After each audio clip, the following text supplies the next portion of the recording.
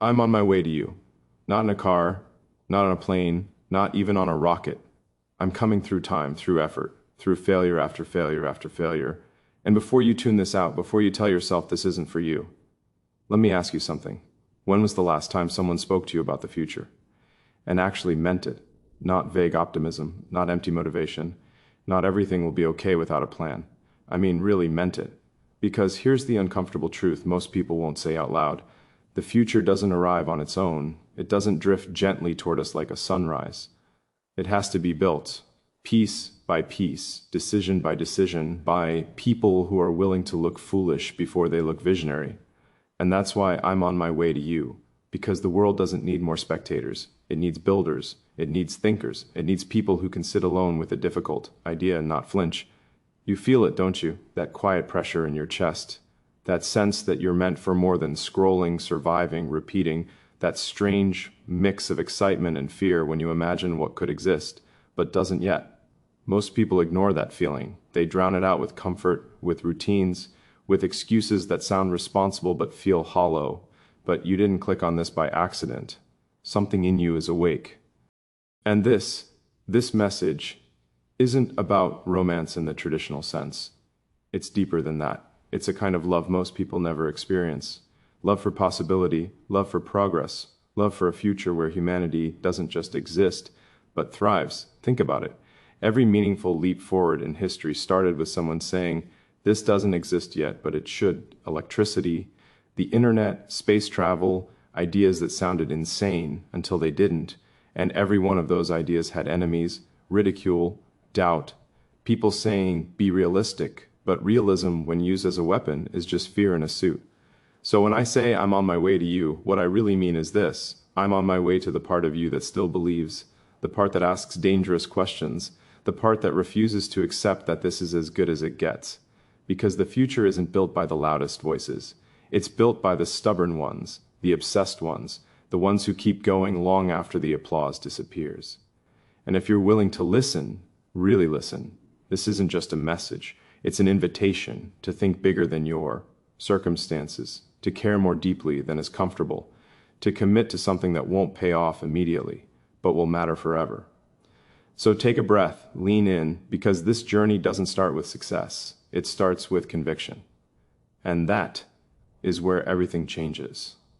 Before visions become realities, before rockets leave the ground, before the world starts paying attention, there is always a quiet beginning. No applause, no certainty, no guarantee that any of this will work. People love to study success once it's visible. They love the outcome. They love the headlines. But they rarely sit with the early years, the awkward years, the lonely years, the years where nothing makes sense yet. And that's where this story really starts, not with confidence, but with curiosity, not with power, but with questions, not with belonging, but with feeling different. Imagine being a kid who doesn't quite fit, someone whose mind runs faster than conversations, someone more interested in why things work than in being liked. That kind of child often gets misunderstood. When you're wired differently, the world doesn't hand you a manual. It hands you resistance. You get told you're too intense, too quiet, too obsessed, too much. You learn early that thinking deeply can be isolating, that asking uncomfortable questions makes people uncomfortable, that seeing problems others ignore doesn't make you popular, it makes you strange. And here's the part people gloss over. That kind of childhood hurts. There's loneliness in it, there's self-doubt. There are moments where you wonder if maybe you should just shrink yourself, slow your thoughts, blend in, but something interesting happens in those moments. When the outside world doesn't fully accept you, you start building an inner one. You read, you imagine, you simulate futures in your head.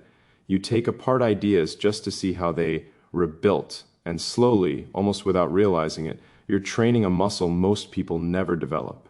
The ability to think independently. That's not a glamorous foundation. It doesn't look impressive on social media, but it's powerful. Because when you grow up questioning everything, you don't automatically accept limits just because they've been there a long time. You ask, why is this done this way? What assumption is hiding underneath this rule? If we rebuilt this from scratch, what would it look like? Those questions don't come from confidence. They come from discomfort, from not fully belonging to the present moment and secretly living in the future. And let's be honest, The early path isn't heroic. It's messy. There are failures people never see, projects that collapse, ideas that don't land, attempts that feel embarrassing in hindsight. You try, you fail, you try again, slightly smarter, slightly tougher. And during all of this, something critical is forming. Not skill alone, not intelligence alone.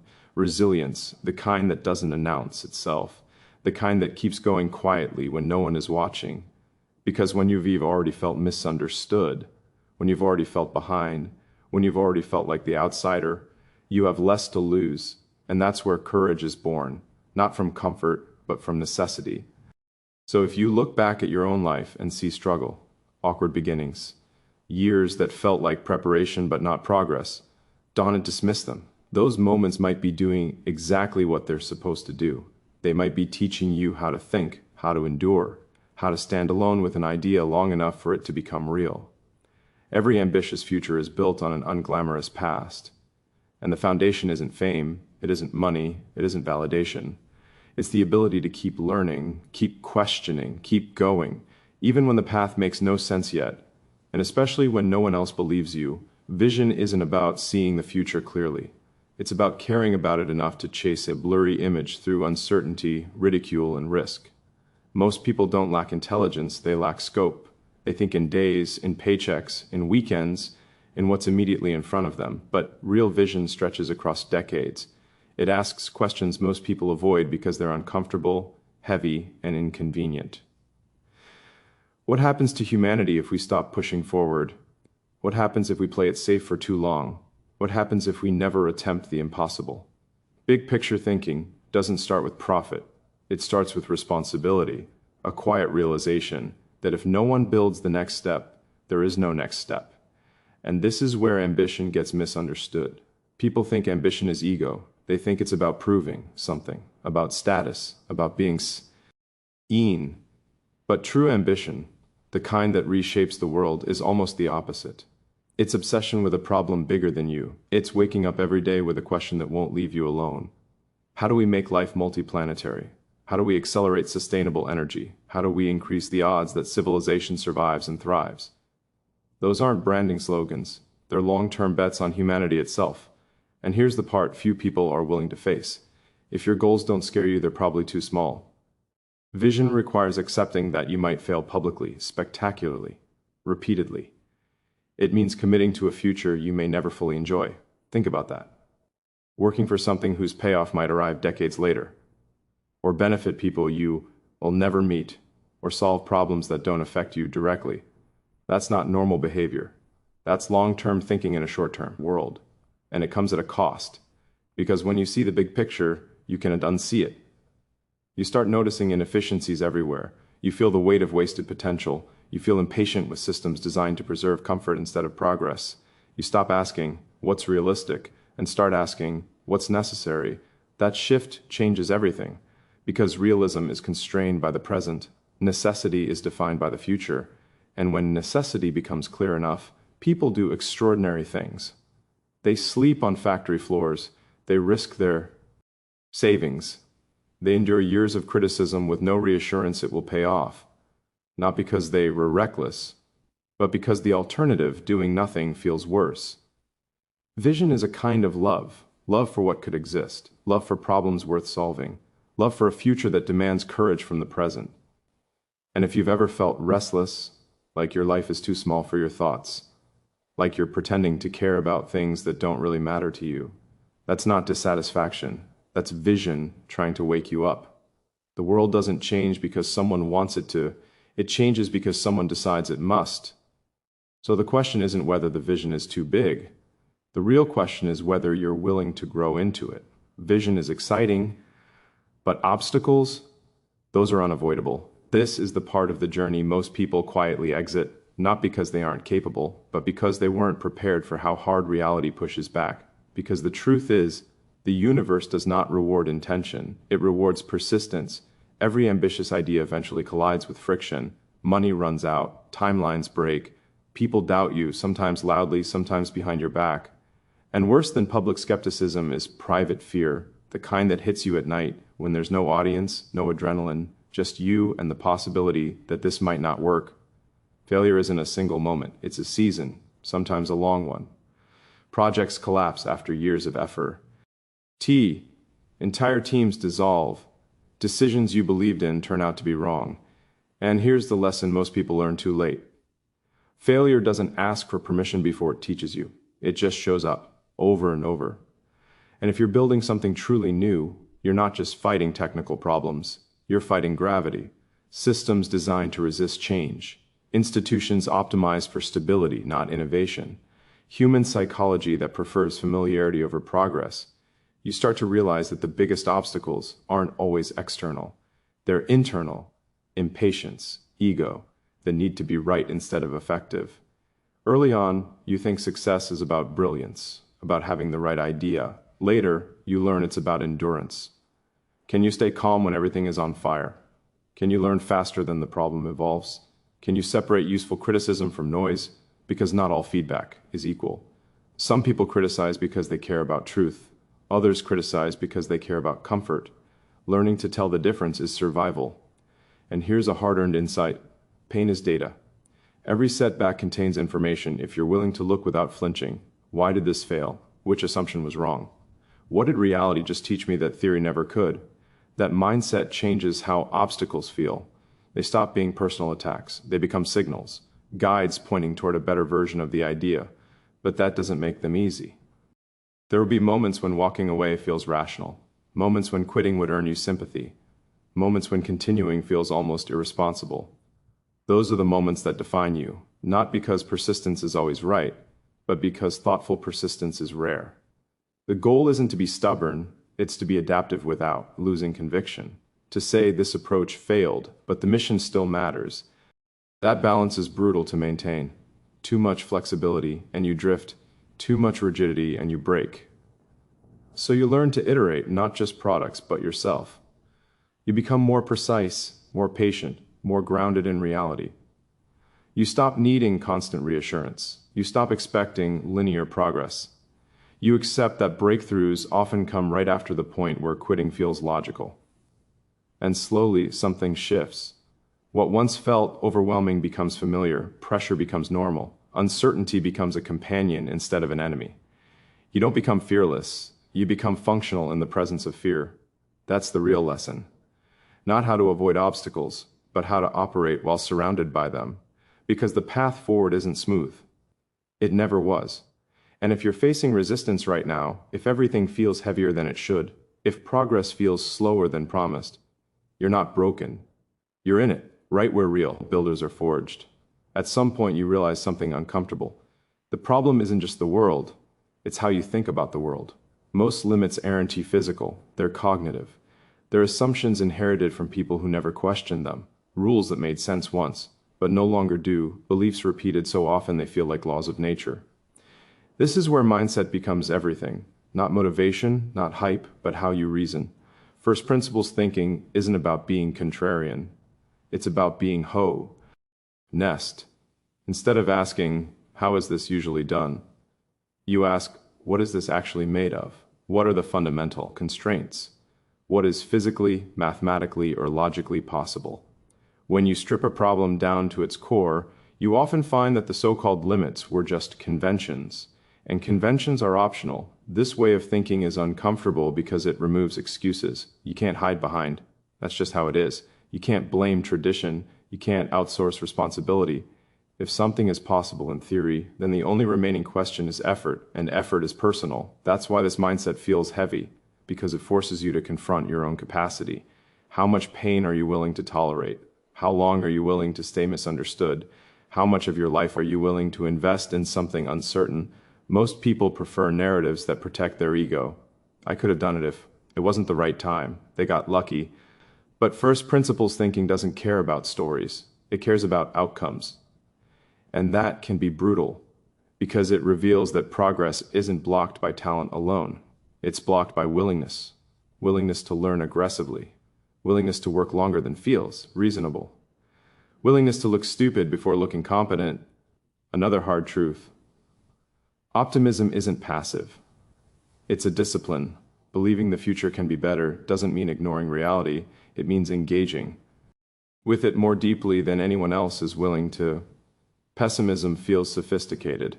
It sounds intelligent, it gets nods of approval. Optimism demands accountability. If you believe things can improve, then what are you doing to make that true? That question changes how you live. You stop waiting for permission.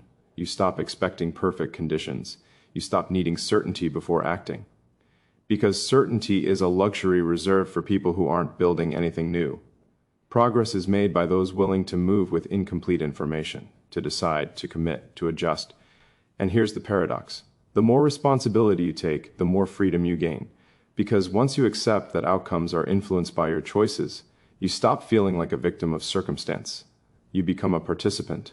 Not everything is in your control, but more is than you were taught to believe. This philosophy doesn't promise happiness, it promises agency. And agency is far more powerful. It allows you to wake up and say, today I move the needle, even if only a millimeter. Over time, millimeters compound. They turn into momentum, into leverage, into change that once felt impossible. So if your mind feels restless, if you struggle to accept shallow answers, if you feel drawn to problems that don't have clear solutions, that's not a flaw. That's the mindset of someone meant to build, not just consume. The question is whether you'll use it or silence it. Big ideas are inspiring, but without execution, they remain entertainment. So let's ground this, because vision without action is just a fantasy that makes you feel productive without actually changing anything. Here's the first practical truth. Start smaller than your ambition, but sooner than you feel ready. People wait for clarity, for confidence, for permission. That's a mistake. Clarity comes after movement, not before it. You don't think your way into momentum, you move your way into it. Pick a problem that genuinely bothers you, not one that sounds impressive, but one you can't stop thinking about. Then break it down until the first step feels almost embarrassingly small. Send the email, write the first line, build the ugly prototype, run the test that might fail. Progress doesn't care about aesthetics, it cares about iteration. Second, treat learning like a survival skill. Read aggressively, across disciplines. Not just what supports your beliefs, what challenges them. Physics, biology, history, engineering, psychology. Innovation lives at the intersections. Most breakthroughs don't come from knowing more than everyone else. They come from connecting things others keep separate. And don't just consume, apply. If you're not using what you learn, you're not really learning, you're just collecting trivia. Third, build feedback loops that don't flatter you. Praise feels good. It's also useless. You want feedback that hurts a little, but helps a lot. Seek people who are about outcomes more than your feelings. Systems that tell you the truth quickly. Metrics that reveal reality instead of hiding it. The faster you learn you're wrong, the faster you can get closer to right. Fourth, optimize for long-term energy, not short-term comfort. Burnout isn't a badge of honor, but neither is complacency. This is about sustainability, sleep, exercise, mental clarity. You're not just building a project, you're building yourself as the instrument that carries it forward. Protect your ability to think clearly. That's the real bottleneck. Fifth, and this one matters more than people admit, choose your environment carefully. People shape behavior, culture shapes ambition. If everyone around you is optimizing for safety, you'll feel crazy for taking risks. If everyone around you is building, effort becomes normal. You don't need everyone to understand you. You need a few people who take progress seriously. And finally, accept that this will take longer than you want and less time than you fear. Progress feels slow when you're inside it, obvious in hindsight. So keep going, not with blind intensity, but with quiet consistency. You don't need to change the world today, you just need to push it slightly in the direction you believe in. That's how futures are built. The future doesn't announce itself. It doesn't knock. It doesn't ask if you're ready. It arrives quietly, shaped by the choices you make when no one is watching, years from now. People will look back and say, of course this happened, as if it was inevitable, as if it couldn't have gone any other way. But you and I know better. The future is fragile. It balances on decisions made in rooms where doubt is louder than confidence, on nights where quitting feels rational, on mornings where belief is a choice, not a feeling. That's why this message matters, because I'm not on my way to you as a person. I'm on my way as a possibility, as a reminder that the future isn't built by perfect people. It's built by persistent ones, by people who refuse to accept decay as destiny, who look at massive unsolved problems and don't flinch, who say quietly but firmly, we can do better. Think about what lies ahead. A world that could be cleaner or more polluted, more connected, or more divided, more curious, or more afraid. None of that is predetermined. It depends on whether enough people decide to care deeply about things that won't pay off immediately. It depends on whether people like you choose creation over comfort. And here's the truth. Most motivational speeches avoid, this path won't make you universally liked. It won't always make you happy. It won't give you constant reassurance. But it will give you meaning. And meaning sustains you when motivation fades. One day, you'll look back, not at the fear, not at the setbacks, but at the fact that you tried, that you didn't outsource the future to someone else, that you didn't shrink your thinking to match the room, that you didn't silence the part of you that wanted to build something that mattered. That's the kind of legacy that doesn't need applause. So if you're tired but still curious, if you're uncertain but still driven, if you're standing at the edge of something that scares you but feels necessary, this is your sign. Keep going. The world ahead needs people who think in decades, who care about truth more than comfort, who are willing to be early, wrong, and misunderstood. I'm on my way to you, not because you need saving, but because the future needs builders, and you're closer than you think.